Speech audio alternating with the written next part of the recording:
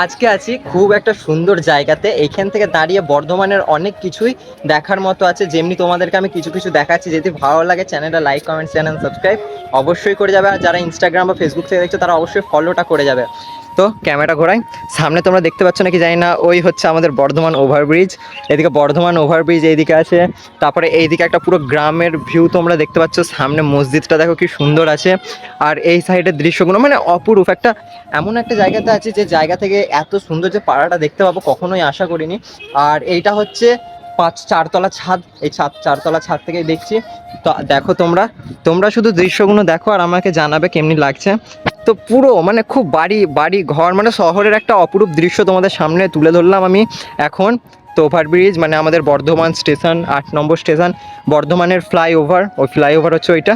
আর এই সাইডে পুরো দৃশ্যটা আছে তোমাদের এত সুন্দর। আর এখানে আমরা কি করছি যে তোমরা জানতে চাও, অবশ্যই চ্যানেলটাতে সাবস্ক্রাইব করে আমাকে কমেন্টটা বা ফলোটা করে কমেন্টটা করবে, আমি অবশ্যই জানাবো। তো আজকের জন্য এতটাই, বাই।